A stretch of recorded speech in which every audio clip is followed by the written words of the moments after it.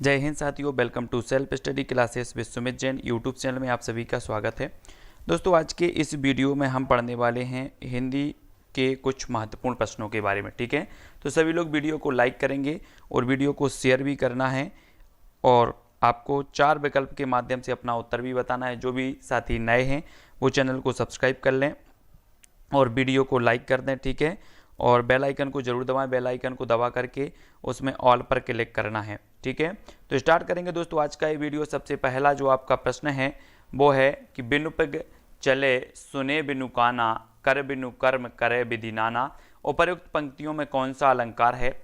उपमा, अतिशयोक्ति, विभावना या फिर रूपक। सभी लोगों को बताना है कि बिनु पग चले सुने बिनु काना। जल्दी से बताएंगे सभी लोग, आंसर क्या हो जाएगा आपका?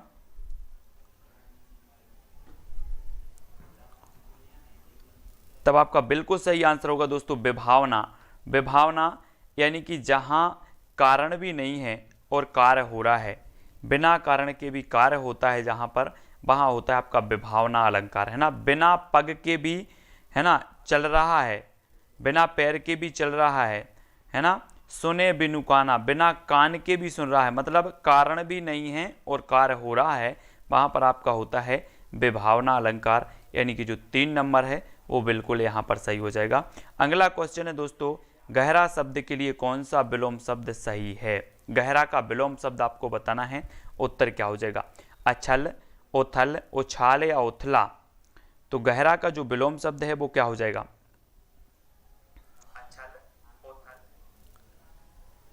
सभी लोगों को बताना है गहरा का जो विलोम शब्द होगा वो क्या होगा।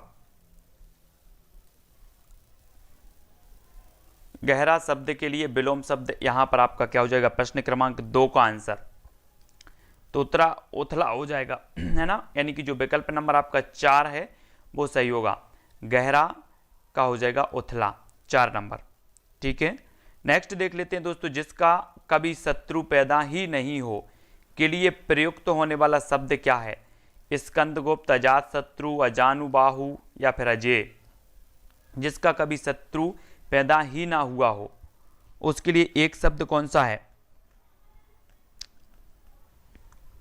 प्रश्न क्रमांक 3 का आंसर यहां पर बताना है हमें।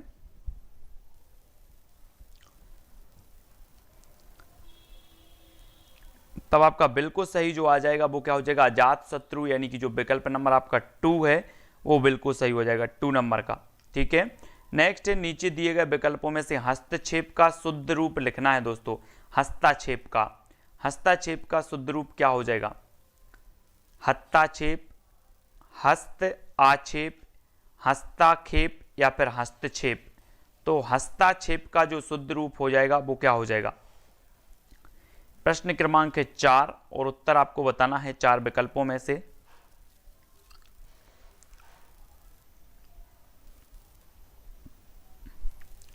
तब आपका बिल्कुल सही आंसर हो जाएगा हस्तक्षेप, यानी कि 4 नंबर आपका राइट आंसर होगा। ठीक है, हस्तक्षेप। अगला देखते हैं दोस्तों, अकल ठिकाने लगना मुहावरे का अर्थ क्या है? बहुत बुद्धिमान व्यक्ति, बुद्धि नष्ट होना, मनोकामना पूर्ण होना या भूल समझ में आना।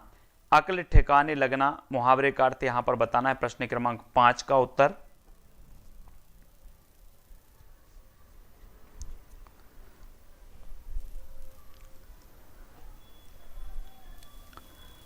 तो बिल्कुल राइट आंसर हो जाएगा क्या? भूल समझ में आना। भूल समझ में आना यानी कि जो विकल्प नंबर आपका 4 है वो सही हो जाएगा। अकल ठिकाने लगना यानी कि भूल समझ में आना। नेक्स्ट बात है, लुटेरा में प्रत्यय है बताइए। ई, आ, एरा या आरा। तो लुटेरा में कौन सा प्रत्यय है? लुटेरा में सभी लोग प्रत्यय बताएंगे। प्रत्यय क्या हो जाएगा लुटेरा में? लुटेरा में हमें प्रत्यय बताना है तो क्या हो जाएगा?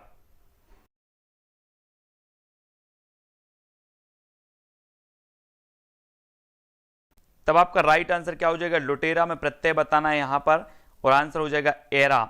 एरा यानी कि जो विकल्प नंबर 3 है वो बिल्कुल सही हो जाएगा। ठीक है, अगला क्वेश्चन देखो, रामचरितमानस में प्रधान रस के रूप में किस रस का वर्णन किया गया है? रामचरितमानस में प्रधान रस के रूप में किस रस का वर्णन किया गया? भक्ति रस, अद्भुत रस, वात्सल रस या शांत रस। रामचरितमानस आपको बताना है, ये महाकाव्य है तुलसीदास जी का रामचरितमानस। और रामचरितमानस में प्रधान जो रस है वो किस रस का वर्णन किया गया है? प्रश्न क्रमांक 7 का आंसर यहाँ पर बताना है। तो आपका जो राइट आंसर हो जाएगा प्रश्न क्रमांक 7 का वो हो जाएगा भक्ति रस। भक्ति रस यानी कि जो विकल्प नंबर 1 है वो यहाँ पर बिल्कुल सही हो जाएगा। ठीक है, रामचरितमानस में जो रस है वो भक्ति रस। ठीक है, 1 नंबर।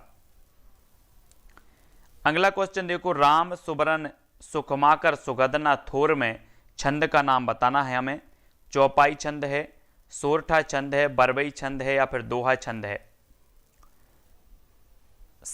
सम सुबरन सुखमाकर सुखदना थोर है ना, सम सुबरन सुखमाकर सुखदना थोर में छंद बताना है हमें, कौन सा छंद हो जाएगा? तो छंद को भी आपको आसानी से पढ़ना है और यहां पर हो जाएगा बरबे। बरबे यानी कि जो विकल्प नंबर आपका 3 है वो यहां पर राइट आंसर होगा 3। ठीक है, 3 नंबर का। अगला क्वेश्चन देख लेते हैं दोस्तों, आपको यहां पर बताना है रिम्यूनरेशन शब्द के लिए हिंदी में जो भाषा उचित पारिभाषिक शब्दावली है वो क्या हो जाएगा? शेष धन, पारिश्रमिक, नवीनीकरण या फिर गुजारा भत्ता। इस प्रकार के पारिभाषिक शब्द भी पूछे जाते हैं, है ना। तब आपको राइट आंसर बताना है। 4 विकल्प हैं हमारे सामने।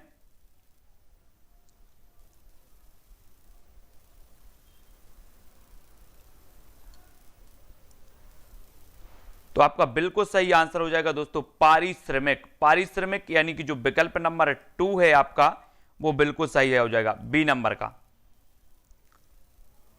ठीक है, अगला देखो, निम्नलिखित में से सरवरी का पर्यायवाची शब्द कौन सा है? सरवरी का कोपल है, कमल है, रात है या फिर अग्नि है? सरवरी का पर्यायवाची शब्द बताना है। पर्यायवाची शब्द अगर आपने पढ़े हैं तो पर्यायवाची शब्द सभी लोग बताएंगे प्रश्न क्रमांक 10 का।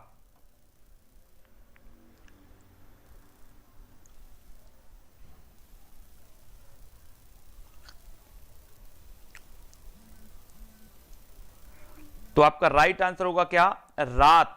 सरवरी का पर्यायवाची होता है दोस्तों रात, यानी कि जो 3 नंबर है आपका वो बिल्कुल सही हो जाएगा। ठीक है, सरवरी का पर्यायवाची अगर आपसे पूछा जाता है तो रात इसका हो जाएगा, सी नंबर। अगला क्वेश्चन देख लेते हैं दोस्तों। अगला जो आपका क्वेश्चन हो जाएगा, कम उपसर्ग से बना शब्द कौन सा है? कामकाज, कमजोर, कामचोर या फिर कामगार? तो कम उपसर्ग से बना शब्द यहां पर हमें बताना है।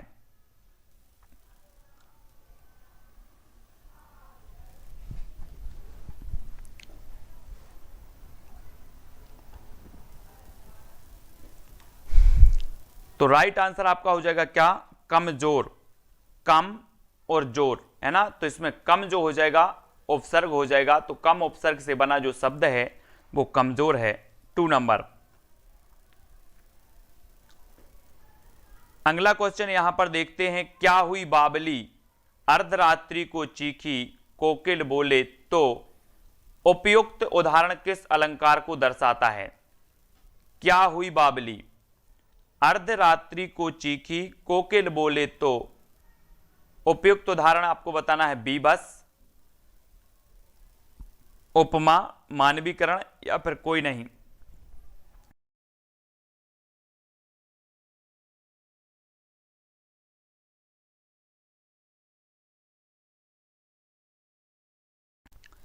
अलंकार आपने पढ़े हैं और अलंकार का उत्तर हो जाएगा आपका कौन सा? मानवीकरण। मानवीकरण यानी कि प्रश्न क्रमांक जो 3 है वो आपका बिल्कुल सही हो जाएगा। ठीक है, 3 नंबर मानवीकरण अलंकार यहां पर हो जाएगा। ठीक है, नेक्स्ट देखेंगे, आंखों में चुभना मुहावरे का अर्थ निम्न विकल्पों में से कौन सा है? अप्रिय लगना, निष्प्रिय लगना, अप्रिय लगना या फिर प्रिय लगना? आंखों में चुभना मुहावरे का अर्थ क्या हो जाएगा?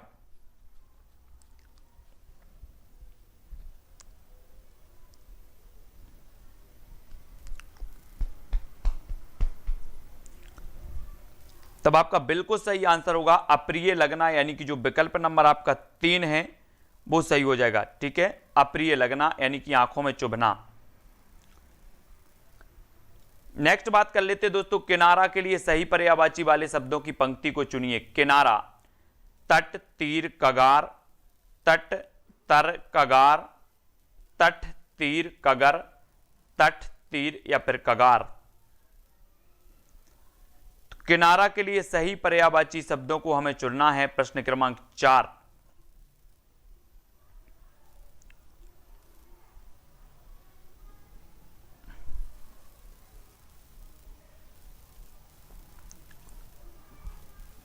तब आपका प्रश्न क्रमांक 4 का उत्तर हो जाएगा दोस्तों तट, तीर और कगार। एक किनारे के पर्यायवाची है, यानी कि जो विकल्प नंबर ए है वो बिल्कुल सही हो जाएगा, ए नंबर का। निम्नलिखित वाक्य का शुद्ध रूप नीचे दिए गए विकल्पों में से बताइए। अब आप जा सकता है, अब आप जा सकता है का शुद्ध रूप हमें बताना है।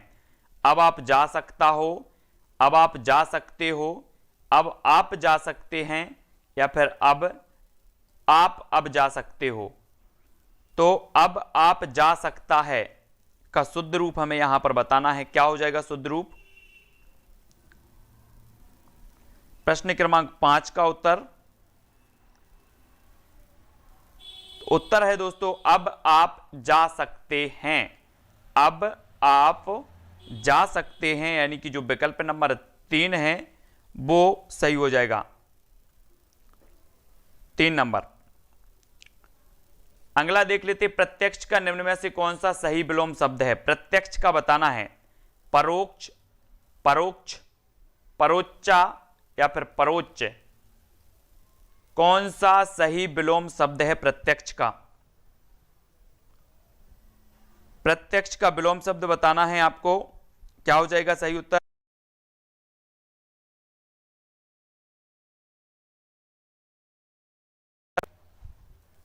प्रत्यक्ष का निम्न में से सही विलोम शब्द बताना है और आपका बिल्कुल सही आंसर हो जाएगा 1 नंबर, यानी कि परोक्ष। 1 नंबर आपका बिल्कुल सही है। अगला क्वेश्चन देखेंगे, अनुमोदन इस शब्द का सही पारिभाषिक रूप चुनेंगे। अनुमोदन का अपनी खुशी जाहिर करना, आज्ञा देना, अपना समर्थन देना या मन ही मन प्रसन्न होना। तो अनुमोदन का सही पारिभाषिक शब्द क्या होता है?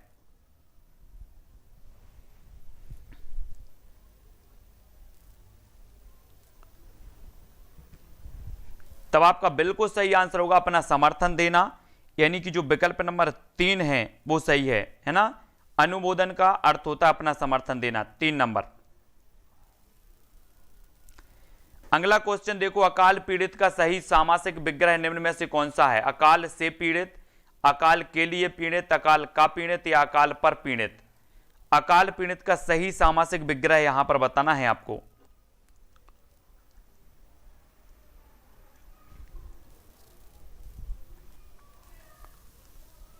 तो राइट आंसर आपका क्या हो जाएगा? आपने पढ़ा है अकाल से पीड़ित। अकाल से पीड़ित यानी कि जो विकल्प नंबर 1 है वो सही हो जाएगा, है ना, करण तत्पुरुष।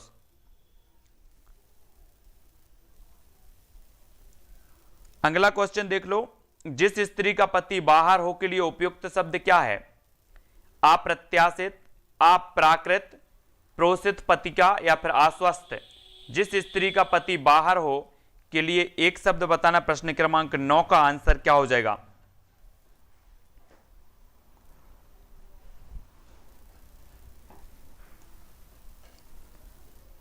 तो बिल्कुल सही आंसर हो जाएगा दोस्तों प्रोषित पतिका।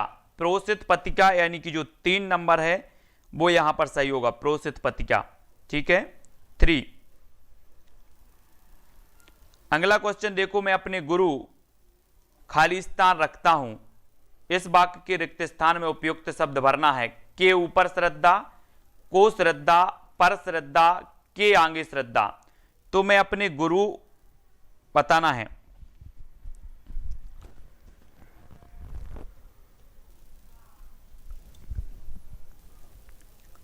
तब आपका बिल्कुल राइट आंसर होगा मैं अपने गुरु पर श्रद्धा रखता हूं, यानी कि जो 3 नंबर है वो बिल्कुल यहां पर सही हो जाएगा। ठीक है, 3 नंबर।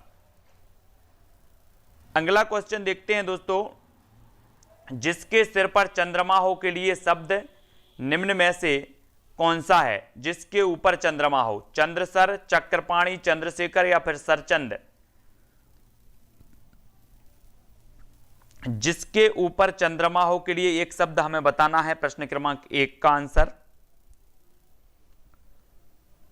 तो आंसर आपका हो जाएगा चंद्रशेखर। चंद्रशेखर यानी कि जो विकल्प नंबर 1 है वो सही होगा, है ना। शिव जी के ऊपर आपने देखा होगा चंद्र है, इस प्रकार से चंद्र है ना, और इन्हें चंद्रशेखर भी कहा जाता है। तो 3 नंबर यहां पर बिल्कुल सही होगा। विकल्पों में दिए गए शब्दों में ईला प्रत्यय नहीं है, तो किसमें नहीं है? चमकीला, जहरीला, विषैला या पथरीला। तो ईला प्रत्यय किसमें नहीं है, यहां पर आपको बताना है। प्रश्न क्रमांक 2 का आंसर।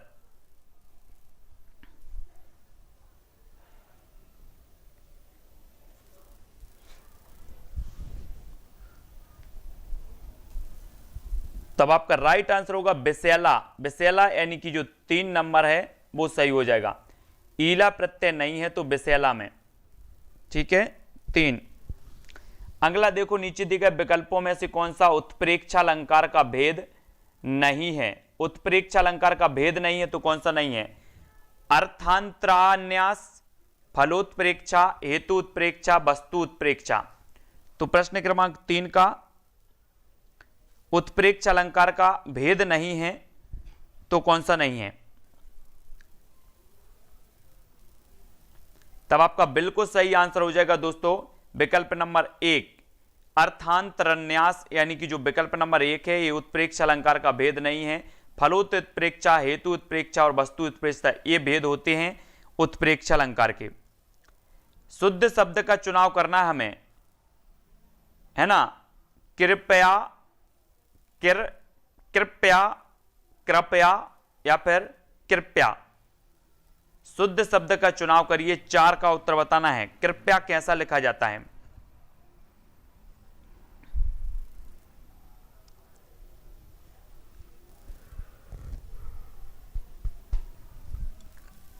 तो बिल्कुल सही आंसर हो जाएगा दोस्तों आपका विकल्प नंबर 3, कृपया, है ना। 3 नंबर बिल्कुल सही होगा, कृपया, ठीक है। शुद्ध शब्द जो होगा वो कृपया।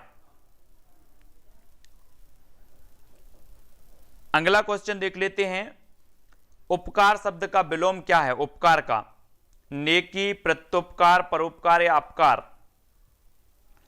उपकार शब्द का विलोम बताना है।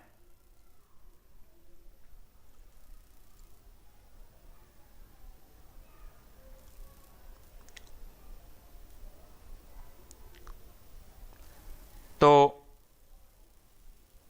आंसर हो जाएगा अपकार। अपकार यानी कि जो 4 नंबर है वो सही होगा। उपकार का विलोम होता अपकार।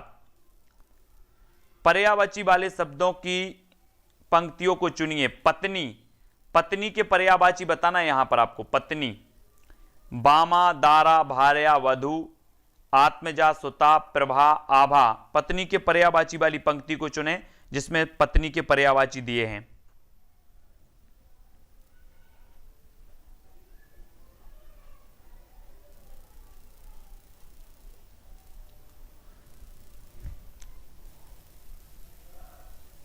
तो आपका बिल्कुल सही आंसर हो जाएगा दोस्तों बामा, दारा, भार्या और वधु, यानी कि जो विकल्प नंबर 1 है वो सही हो जाएगा। ये पत्नी के पर्यायवाची हैं। 1 नंबर।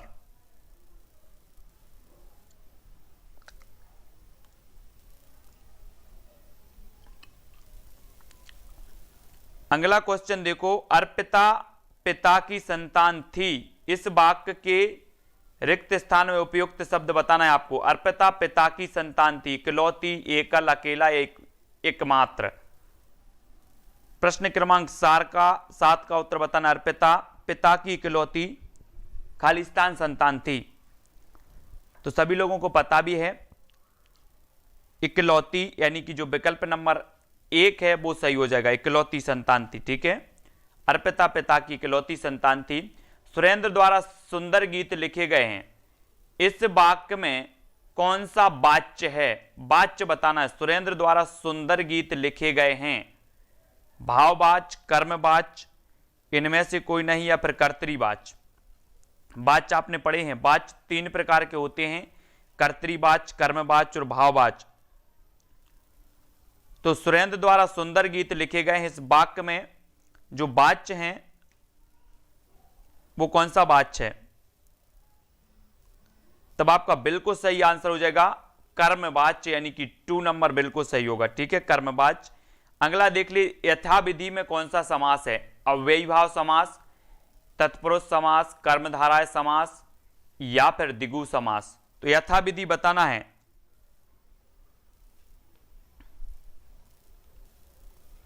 यथाविधि में कौन सा समास है? 9 का उत्तर बताएंगे सभी लोग। तो सभी को पता है कि यथाविधि यानी कि जो विकल्प नंबर 1 है, जिसका जो प्रथम पद हो अव्यय हो, वहां पर अव्ययी भाव समास होता है, और 1 नंबर आपका बिल्कुल सही हो जाएगा, अव्ययी भाव समास है ना। नेक्स्ट बात करेंगे, उल्टी गंगा बहाना मुहावरे का अर्थ क्या है? अविपरीत कार्य कराना, विपरीत करना, विपरीत कार्य ना करना या फिर विपरीत कार्य करना।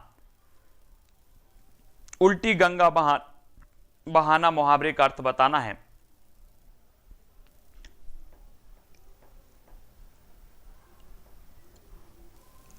प्रश्न क्रमांक 10 का आंसर हो जाएगा दोस्तों विपरीत कार्य करना, यानी कि जो विकल्प नंबर आपका 4 है विपरीत कार्य करना, तो 4 नंबर बिल्कुल सही हो जाएगा। उल्टी गंगा बहाने का अर्थ होता है विपरीत कार्य करना। ठीक है, अगला क्वेश्चन आपको बताना है दोस्तों, आ उपसर्ग से बना शब्द है, अपमान, आर्थिक, कथक या फिर अर्थक। आ उपसर्ग से बना शब्द बताना है। प्रश्न क्रमांक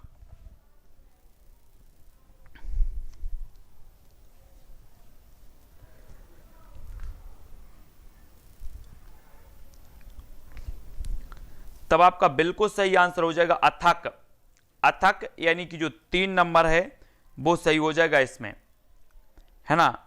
जब हम उपसर्ग देखते हैं और जब हम इसको तोड़ते हैं शब्द को, तो दोनों शब्द की क्या निकलनी चाहिए? अर्थ निकलनी चाहिए। ठीक है, जैसे आ यहां पर उपसर्ग हो गया और थक ये शब्द का अर्थ होना चाहिए अलग, है ना, एक सार्थक शब्द होना चाहिए। यहां से अगर आ अलग कर दें तो पमान ये कोई सार्थक शब्द नहीं है। तो इस प्रकार से उपसर्ग जो है उसमें सार्थक शब्द होना चाहिए, तो याद रखना है। अगला क्वेश्चन है, रुग्ण का कौन सा सही विलोम शब्द है? रुग्ण का, रुग्णी, स्वस्थ, रुग्ना या फिर सुस्त।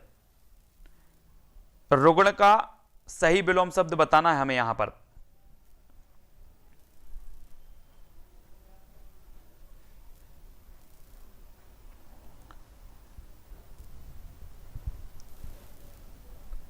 तो रुग्ण कहा जाता है दोस्तों रोगी को, है ना। तो इसका विलोम शब्द हो जाएगा क्या? स्वस्थ, यानी कि जो विकल्प नंबर 2 है वो सही हो जाएगा। रुग्ण का विलोम होता है स्वस्थ। अगला देख लो, हो सकता है राम का काम बन जाए। ये जो वाक्य है वो कैसा है? हो सकता है राम का काम बन जाए। प्रश्नवाचक, आज्ञावाचक, संदेहवाचक या फिर निषेधवाचक। हो सकता है राम का काम बन जाए। तब आपका बिल्कुल जो सही आंसर हो जाएगा कि यहां पर पहले से ही क्या प्रकट किया जा रहा है? संदेह। संदेह यानी कि 3 नंबर। नेक्स्ट बात कर लेते हैं दोस्तों, जो कानून के अनुसार ना हो के लिए एक शब्द कौन सा होगा? जो कानून के अनुसार ना हो, अंधाधुंध, अवैध, कानूनन या फिर अवैतनिक। जो कानून के अनुसार ना हो वो क्या कहलाएगा?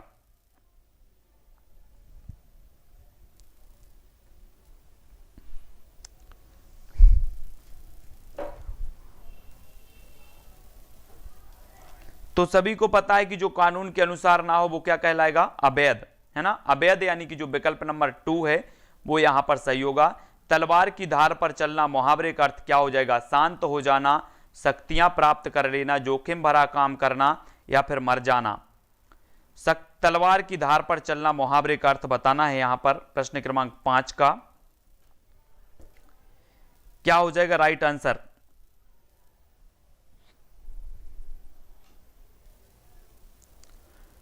तो बिल्कुल सही आंसर है जोखिम भरा काम करना, यानी कि 3 नंबर। ठीक है, तलवार की धार पर चलना यानी जोखिम भरा कार्य करना। हाथ के लिए पर्यायवाची वाले शब्दों की पंक्ति बताना है। हाथ का पर्यायवाची क्या होगा? हस्ता पाणी कर, हस्ता फाणी कर, हस्त पाणी कर, हस्त पाणी करन। तो हाथ का पर्यायवाची कौन सा हो जाएगा सही?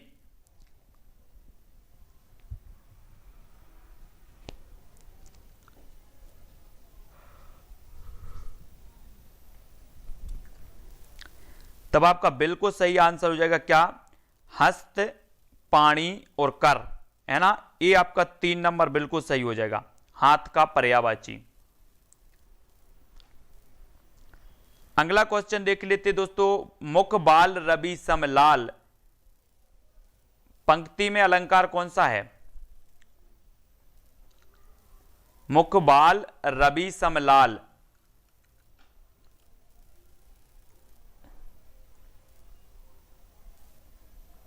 प्रश्न क्रमांक 7 का आंसर यहां पर बताना है और आपका जो उत्तर हो जाएगा वो क्या हो जाएगा?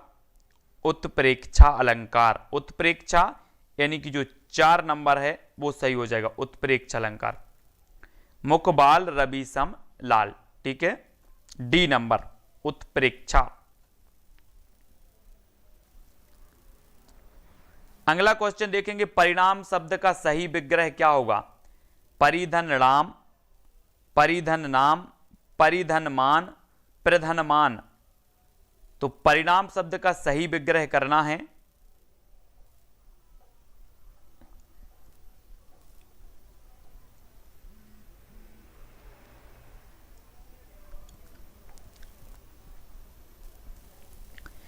तब आपका प्रश्न क्रमांक 8 का बिल्कुल सही आंसर क्या होगा?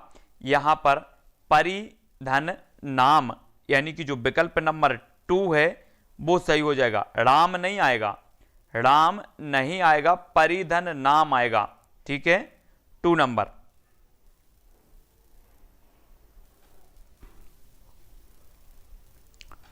अगला देख लो, दशहरा पर नीलकंठ का दर्शन शुभ माना जाता है।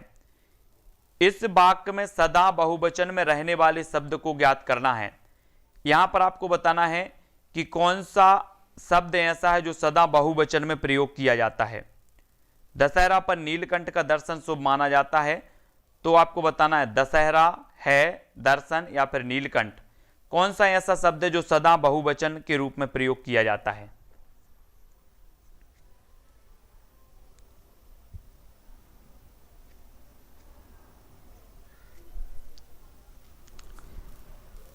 तब आपका बिल्कुल सही आंसर है दोस्तों दर्शन। दर्शन शब्द ऐसा शब्द है जो सदा ही बहुवचन के रूप में प्रयोग किया जाता है, ठीक है। तो याद रख लेना, जैसे आंसू है, जैसे हस्ताक्षर है, ठीक है, जैसे है ना प्राण है, ये सभी शब्द जो है ये बहुवचन के रूप में जो है प्रयोग होते हैं सदा, तो इनको याद रखना है। अगला देखेंगे, भारत का अतीत खालिस्तान था, गौरवपूर्ण था, गरिमापूर्ण था, गरिमामयी था या गौरवान्वित था। भारत का अतीत कैसा था?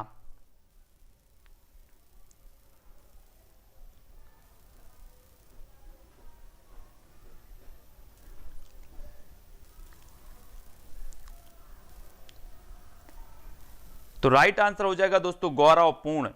भारत का जो अतीत था वो कैसा था? गौरवपूर्ण था। ए नंबर आपका यहां पर बिल्कुल सही होगा, ए नंबर, ठीक है। अगला क्वेश्चन देखते हैं दोस्तों, शांत रस का स्थायी भाव बताना है हमें। क्रोध है, उत्साह, निर्वेद या फिर रति। शांत रस का स्थायी भाव क्या हो जाएगा?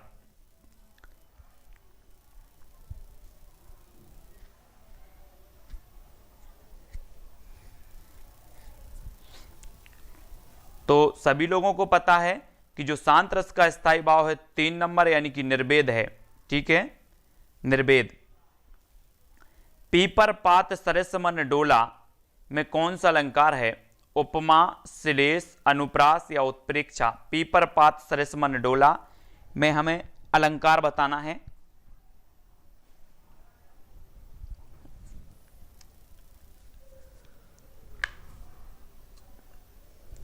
तब आपका बिल्कुल सही आंसर हो जाएगा दोस्तों कौन सा,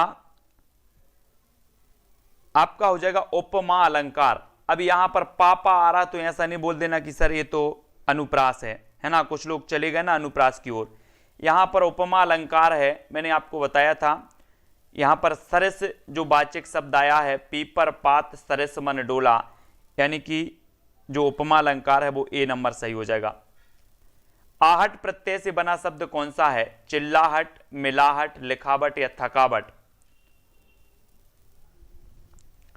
आहट प्रत्यय से शब्द कौन सा बना है,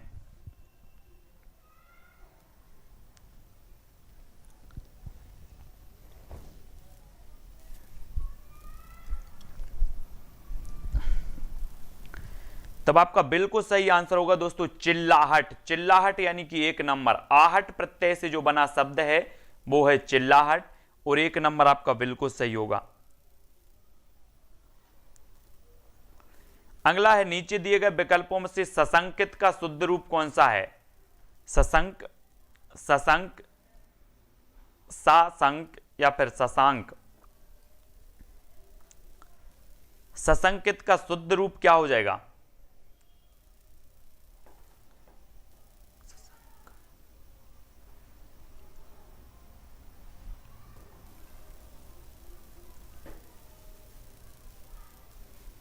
तो आपका राइट आंसर जो है वो है कौन सा, 3 नंबर सशंक।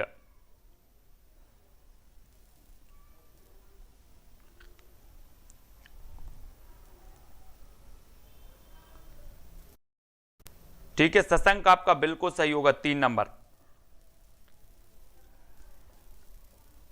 नेत्रों को अच्छा लगने वाला के लिए एक शब्द क्या है, नयनाभिराम, कर्णप्रिय, त्याज या फिर नयन सुख। नेत्रों को अच्छे लगने वाला,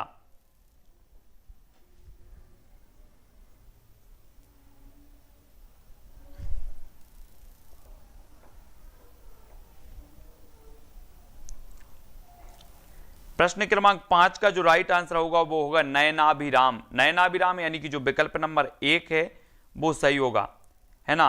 नेत्रों को अच्छा लगने वाला नयनाभिराम, नयन सुख नहीं होगा, नयनाभिराम 1 नंबर।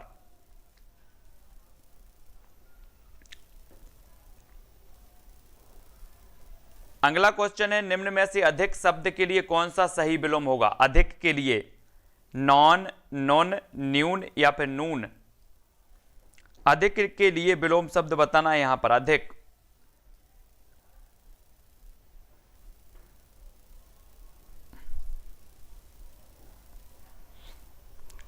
तो बिल्कुल सही आंसर आपका क्या हो जाएगा, न्यून, यानी कि जो विकल्प नंबर 3 है वो ये बिल्कुल राइट आंसर होगा, अधिक का न्यून। चिड़िया आकाश में उड़ रही है, इस वाक्य में प्रयुक्त क्रिया बताना है आपको, असमापिका, सकर्मक, समापिका या अकर्मक। कौन सी क्रिया है, 7 का उत्तर। चिड़िया आकाश में उड़ रही है,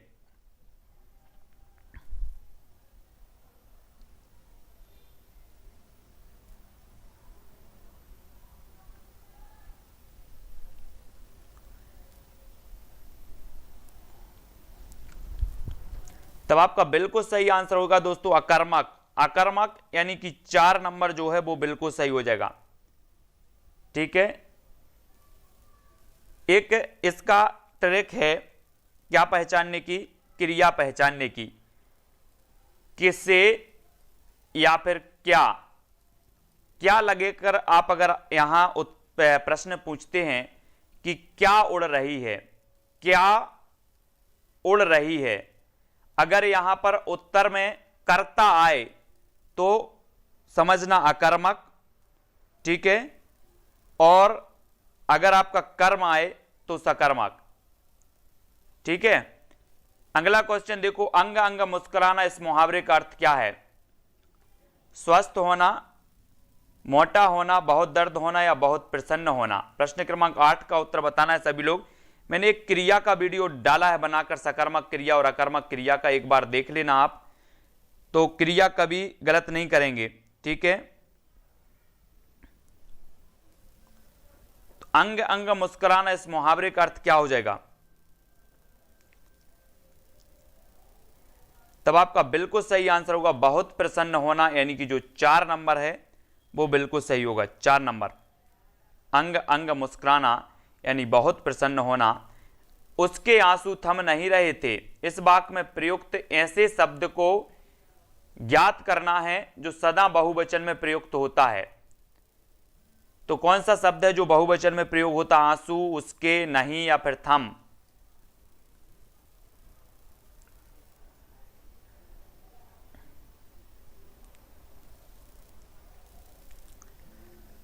तो बिल्कुल सही जो आंसर आपका हो जाएगा वो क्या हो जाएगा दोस्तों? वो हो जाएगा आंसू। आंसू यानी कि जो विकल्प नंबर आपका 1 है, आंसू, मैंने बताया था कि आंसू शब्द हमेशा बहुवचन में प्रयोग होता है। और कालिंदी शब्द का पर्यायवाची बताना है, मुनि, लहर, यमुना या फिर मेधावी।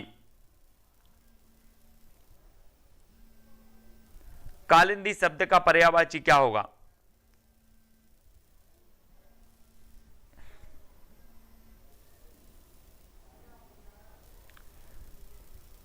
तब आपका बिल्कुल सही आंसर होगा कालिंदी का पर्यायवाची होता है यमुना, यानी कि जो 3 नंबर है वो सही है। ठीक है, कालिंदी का पर्यायवाची यमुना होता है। तो यहां पर दोस्तों हमने 50 प्रश्नों को हल किया है। ठीक है, अगर किसी को किसी भी प्रश्न में डाउट हो तो फटाफट से बताएं, और सभी लोग वीडियो को लाइक जरूर करेंगे। और बहुत सारे क्वेश्चन यहां पर आज हमने सॉल्व किए हैं हिंदी व्याकरण से संबंधित, चाहे वो समास के हों, है ना, या फिर मुहावरे हों, या फिर आपके पर्यायवाची विलोम शब्द हों। बहुत सारे क्वेश्चन किए हैं राहुल यादव जी, पूजा जी, और ठीक है, केशव जी, ब्रजेश जी, सुरेंद्र जी, जितेंद्र जी, विकास जी, राहुल, धीरज जी, विकास जी, स्वाति जी, ठीक है, रिंकी पाल जी, रिंकी यादव जी, विकास सोनी जी, धीरज पटेल जी, विकास जी, पूजा चौधरी जी, और रंजना चौरिया, केशव जी, विकास जी, आनंद जी, सुनील जी, आदित्य जी, कुसुम, आनंद चौबे जी, सभी के लिए बहुत बहुत धन्यवाद। सभी लोग वीडियो को लाइक जरूर करेंगे। कुसुम यादव, आनंद जी, ठीक है, और पूजा विश्वकर्मा जी, स्वाति जी, आनंद जी, विकास, रिंकी जी, सभी को बहुत बहुत धन्यवाद। पूजा धाकड़ जी, ठीक है। अलंकार वाली वीडियो प्लेलिस्ट में है अलंकार वाली वीडियो, अलंकार वाली और छंद वाली भी, ठीक है। राहुल, सुलेखा, विकास, स्वाति जी, और लखन जी, सूरज, पूजा जी, विकास जी, राजेंद्र जी, सीमा जी, सभी को धन्यवाद। सभी लोग वीडियो को लाइक जरूर करेंगे। 9 बजे अपनी रोज होती है हिंदी की क्लास, ठीक है। तो हिंदी की क्लास को सभी लोगों से जुड़ना है, अपना प्रैक्टिस थोड़ा सा बनाते जाना है। हिंदी सभी से आती है, लेकिन कुछ क्वेश्चनों का प्रैक्टिस करना बहुत ज़रूरी होता है। गीता जी, सूरज, ब्रजेश, श्रीवास, रोहित जी, है ना, आदित्य जी, और अखिलेश, रैकबार, विकास जी, सभी को बहुत बहुत धन्यवाद। सभी लोग वीडियो को लाइक करेंगे, शेयर करेंगे। शाम को 6:30 बजे आपकी होती है ना, स्वाति जी, पर्यावरण की क्लास। 7:30 बजे बाल विकास की होती है। 2:30 बजे हम शिक्षा शास्त्र से संबंधित पढ़ लेते हैं, ठीक है। और 9 बजे हिंदी की क्लास होती है। और 8 बजे जब भी मुझे टाइम मिलता है तो 8 बजे एक वीडियो मैं बना के डाल देता हूं आपको, तो वो भी आप लोग देख लिया करें इसी प्रकार से। और प्ले लिस्ट में जाकर के जरूर देखें, प्ले लिस्ट में जाकर के आपके लिए बहुत ही उपयोगी वीडियो हैं। आप सेल्फ स्टडी क्लासेस जो चैनल दिख रहा होगा उस पर क्लिक करेंगे, सेल्फ स्टडी क्लासेस, और ऊपर जैसे ही आप क्लिक करेंगे ऊपर चैनल खुलेगा, ऊपर प्लेलिस्ट दिया होगा, प्लेलिस्ट पर क्लिक करेंगे तो प्लेलिस्ट पूरी की पूरी प्लेलिस्ट आपको मिल जाएगी, ठीक है। तो आज के लिए बस इतना ही। अंगराज जी, पंकज जी, लखन जी, सुलेखा जी, विकास जी, सभी के लिए बहुत बहुत धन्यवाद, ठीक है। जय हिंद। रवि भी आ गए हैं, रवि जी, है ना। हिंदी की क्लास अपन चालू करेंगे हिंदी साहित्य की, थोड़ा सा और रुक जाएं। रवि जी, स्वाति जी, ठीक है, स्वाति सिंगला, राहुल यादव जी और ब्रजेश जी, है ना। तो हिंदी साहित्य की अपन क्लास फिर से चालू करेंगे, और थोड़ा सा रुक जाए, मैं आपको बता दूंगा। तो आज के वीडियो के लिए बस इतना ही। जय हिंद।